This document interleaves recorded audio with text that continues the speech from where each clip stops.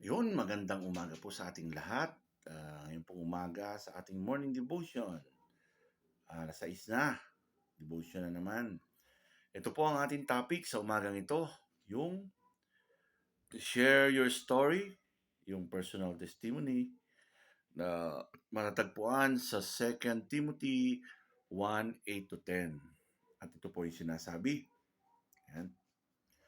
Huwag mo ngang ikahiya ang pagpapatotoo sa ating Panginoon ni ako na bilanggo niya, kundi magtiis ka ng mga kahirapan dahil sa Ebanghelyo ayon sa kapangyarihan ng Diyos. Sa verse 9, na siyang sa atin ay nagligtas at sa atin ay tumawag ng isang banal na pagtawag, hindi ayon sa ating mga gawa, kundi ayon sa kanyang sariling akala at biyaya na ibinibigay sa atin kay Kristo Jesus buhat pa ng mga panahong walang hanggan. Sa verse 10, ngunit ngayon ay nahayag sa pamamagitan ng pagpapakita ng ating tagapagligtas na si Kristo Jesus na siyang nag-alis ng kamatayan at nagdala sa liwanag ng buhay at ng walang pagkasira sa pamamagitan ng Ebanghelyo. Ayan po, di po ba? Ang linaw po ng sinasabi, huwag nating ikahiya. Huwag nating ikahiya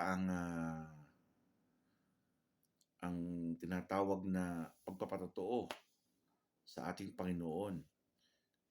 Dahil nga sa Ebanghelyo ayon sa kapangyarihan ng Diyos. Yan.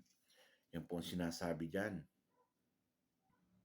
Yan po, fresh na fresh pa po sa isip ko yung pong sinabi ni Pastor Jonathan Orellasa. Ano po? Yung kanyang testimony ay 200 words. Yan. Yun po, ulitin ko lang po, yung tinatawag nating bless. Yan. Yung bless, ibig sabihin, yung message sa atin ni Brother Jonathan ng personal testimony. Sabi nga po, begin with prayer. Yan. Then, listen, eat, serve, tapos story. Yan. Kapag ikaw ay nagpatotoo, ayan, may ugali na dapat baguhin. Yan, sa atin. Yung an attitude to change. Yan. Tapos, yung pangalawa, alalahanin kung kanino mo ito ginagawa. Remember whom you are doing it for. Yan. Tapos, laging may kaakibat na sakripisyo. There's always a sacrifice to pay. Yan. Tapos, umasa ka sa kapangyarihan ng Panginoon. Yan. Trust in the Lord's power. Yan. Yan ang natatandaan kong message sa atin. Na talagang dapat na pag-aralan natin yun, lalo na yung pangangaral, ang pag-share ng Ebanghelyo. Sabi nga sa bless na ito, na bigay sa atin ni Brother Jonathan, begin with prayer. Yan. Sabihin, manalangin tayo. Ipanalangin natin yung taong pupuntahan natin. Ipanalangin natin at kung sino yung taong ating sesyaran ng Ebanghelyo. Ayan. Siyempre, kapag nangangaral tayo, kailangan napakinggan natin ang kanyang side. Pero sabi nga, kapag meron siyang tanong, kailangan muna natin matapos kung anong isineshare natin sa kanya. At sa huli, at saka natin i-entertain ang tanong para sabihin natin na babalik tayo. Yun. Tapos, eat. Siyempre, pagka nangangaral tayo, dali mo siya sa isang lugar, magkape kayo, ayan, pag-usapan natin itong kung gaano kakamahal ng ating Panginoon. Ayan, tapos serve. Then, story. Medyo magkwentuhan tayo ng mga buhay-buhay. Para malaman natin kung anong background ng ating sesyaran ng gospel. Yung ganun po. Dahil ito yung natutunan natin, sabi nga, una sa lahat, may ugali na dapat baguhin. Yan. Yung ugali natin na mainipin. Kailangan hindi tayo mainip. Yung medyo binaraka na agad ng ating binaraka agad ng iyong aralan ay makagalit ka agad. Parang gano'n, para bang nawawalan ka na agad ng gana na i-share mo ang salita. Kumbaga talagang magpapakumbaba ka, magpapakumbaba ka para makuha mo ang kanilang kalooban. As in, mabait. Kailangan mabait na mabait tayo. Yan. At syempre, pag may sinasabi siya, listen. Yan. Papakinggan natin. At saka isa pa, kapag ka tayo nangaral, pangalawa nga, alalahanin kung kanino mo ito ginagawa. Yan. Siyempre, ginagawa mo to para sa kanya, para sa kaluluwa niya, na kailangan din na yung kaligtasang natanggap mo ay mai-share mo sa kanya na siya ay mabago din. Siya ay makatanggap din at makakilala sa ating Panginoon. Yan. Tapos, sabi nga, laging may kaakibat na sakripisyo. Ang sakripisyo na tinatawag, yung sinasabi nga, meron sacrifice ng time, sacrifice ng financial, yan, kailangan din yan. Kasi nga, mangangaral tayo eh. Tapos, ilalabas mo siya, papakapihin mo, kaya kung wala naman, kung pwede sa bahay niya, magdala ka lang ng merienda, ganun. Ganun lang. Tapos, ang pinakahuli, itong napakagandang sinabi talaga, umasa ka sa kapangyarihan ng Panginoon.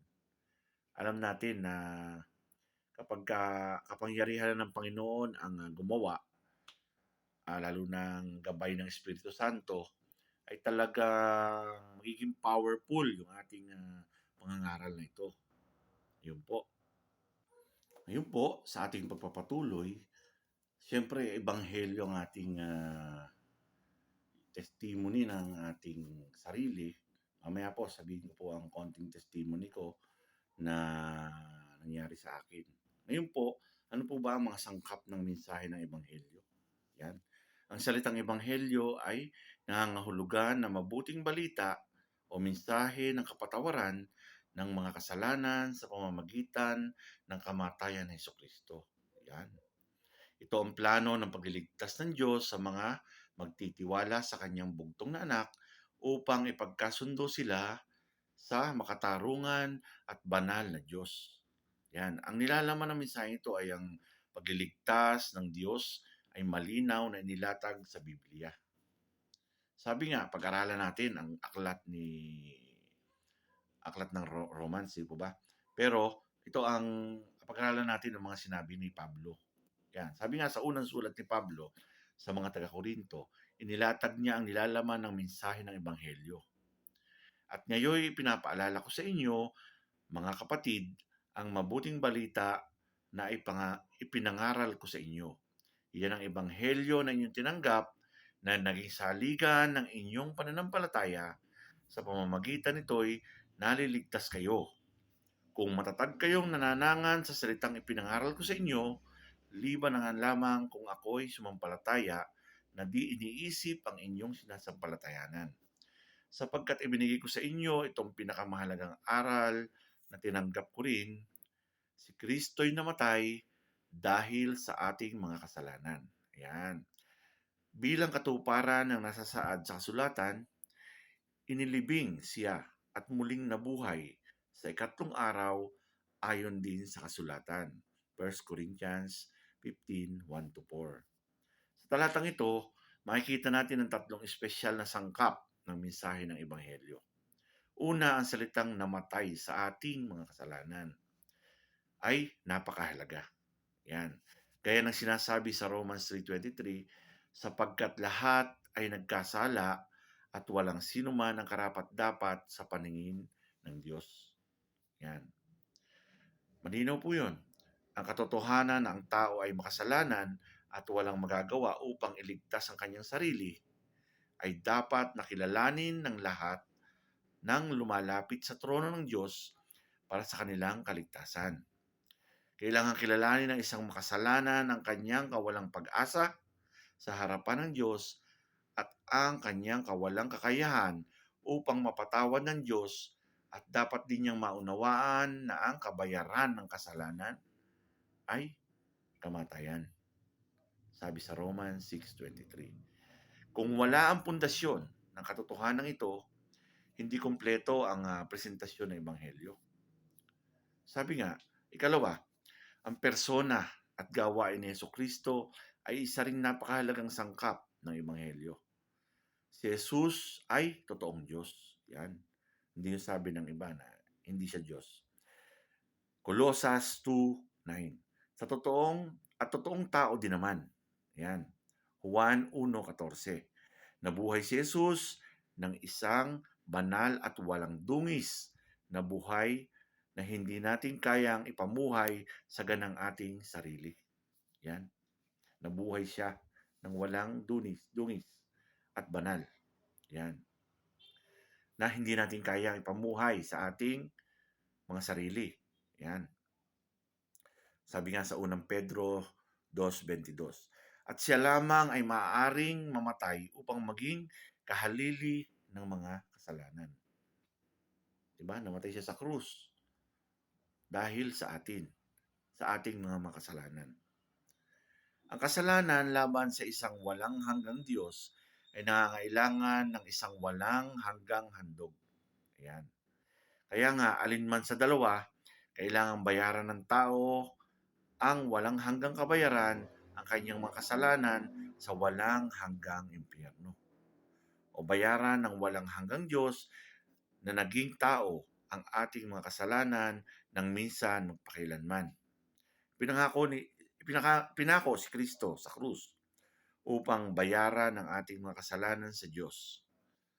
Siya ang handog para sa ating kasalanan at ang lahat ng pinaghandugan ng kanyang buhay ay magmamana ng kaharian ng Diyos bilang mga anak ng hari ng mga hari.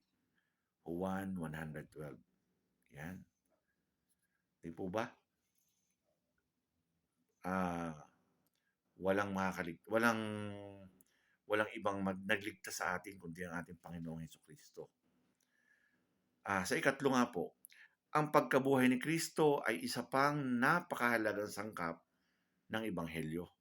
Ang pagkabuhay na maguli ay nagpapatunay na ganap na kapangyarihan ng Diyos. Siya lamang ang lumikha ng buhay.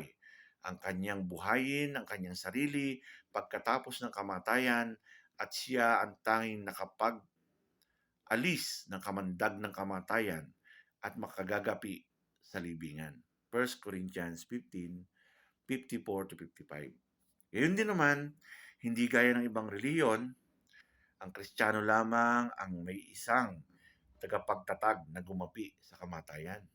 Yan. Na nangangako na bubuhayin muli ang kanyang mga tagasunod.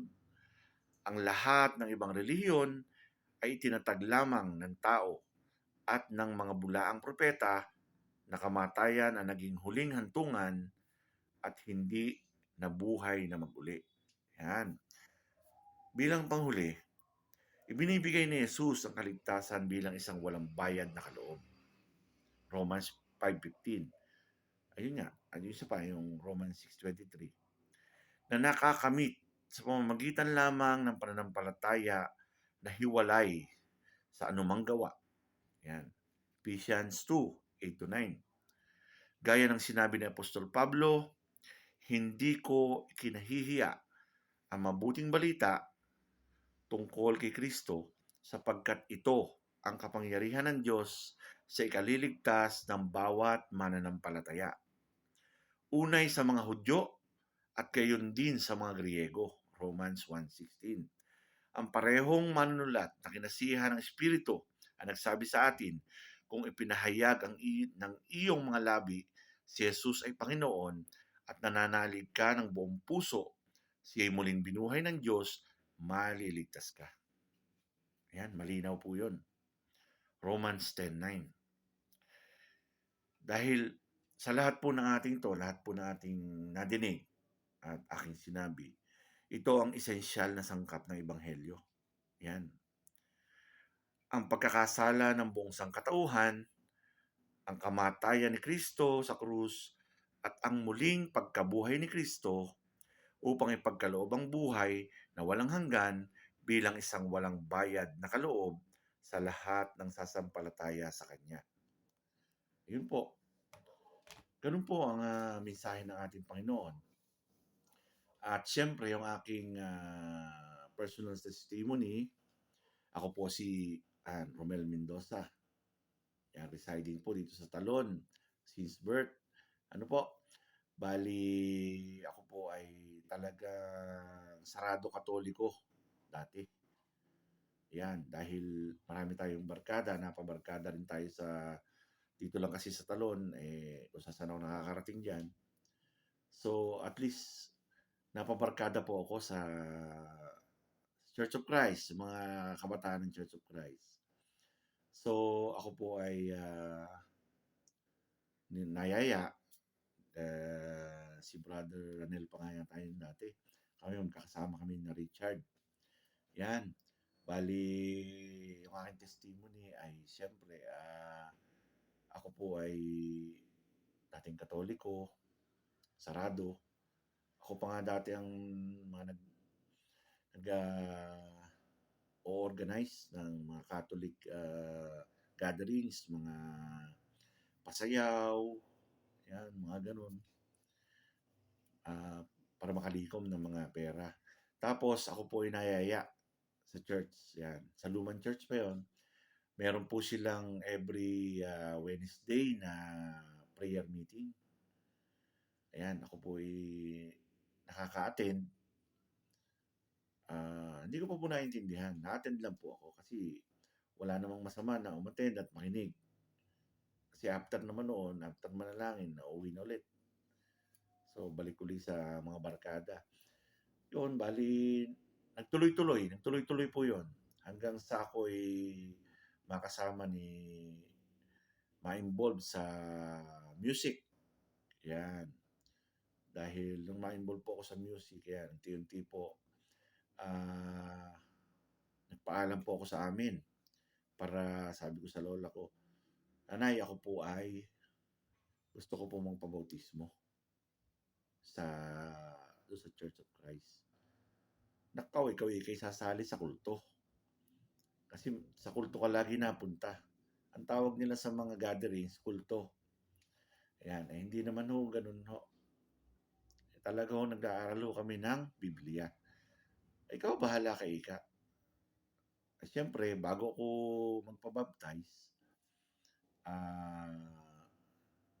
matagal muna siyempre akong sumasama. Kumbaga, hanggang sa nasimba na. Ayan, hanggang sa makalapit. Lumapit ako kay Brother Conte, yung unang pastor namin dyan sa church. Yan. Tapos, alam ko matagal din ako umattend eh. Basta September 2, 1992, kasabay ko si Brother Romel na anak ni Mamay Ephraim. Dalawa kaming Romel na nabautismuhan ng September 2, 1992. Ayan. Doon ang aking pangalawang birthday. Yan. Nung ako'y mabautismuhan. After that, naka-attend ako ng mga SP, naka-attend ako ng ibang gatherings, nakakasama na ako sa ibang gatherings, hanggang sa mapunta ako sa music, sa worship team, hanggang sa mapunta ako sa choir. Yan. Choir po ang pinakamatindi dati. Yun po, sa awa ng Diyos, hanggang ngayon po ay hanggang sa maintindihan na natin kung ano yung kaligtasang natanggap ko, ay talagang even po yung aking misis ay saradong Iglesia ni Cristo naman. Ayun po, ang magandang testimony na may share ko sa inyo na siya po ay isinama ko sa church, pinapakinig ko rin ang salita ng Panginoon, at siya mismo ang nakaintindi at siya ang lumapit at nagpabautismo. Hindi ko po siya pinilit, hindi ko po siya tinulak. Hindi po tayo pusher. Ayan. Ayun po, hanggang ngayon po naman ay eto po ako. member pa rin ng worship team kahit hindi po nakakatugtog dahil sa mga hectic schedule, ay isa nyo ng elder sa Talon. Na nawa ay patuloy nyo kaming tulungan sa pagpapalago ng ating iglesia sa Talon. Yan po, nawa po ay naintindihan nyo yung po aking testimony at nawa po ay naintindihan nyo ang mensahe na ipindala sa atin ng ating Panginoon na na ang na ang pag share natin ng ebanghelyo ay huwag nating ikakahiya. Pero bago tayo mag-share, aralin natin mabuti. Ano po? Aral natin mabuti. At una, manalangin tayo. Sabi nga doon sa ating topic, yung bless. For the last time, begin with prayer. Makinig, listen, eat, serve, and then story. Yan po. Yan po yung iniwan na mensahe sa atin. Sa gayon po, maraming po salamat sa inyong pakikinig at panunood ng ating morning devotion. Nawa po ay natutunan tayo sa mensahe ng ating Panginoon. Na nawa po ang bawat isa ay patuloy na mag-aral. At sa March 2, sama-sama po ulit tayo sa darating na Sabado para sa ating pangalawang seminar. Okay? Maraming po salamat at God bless.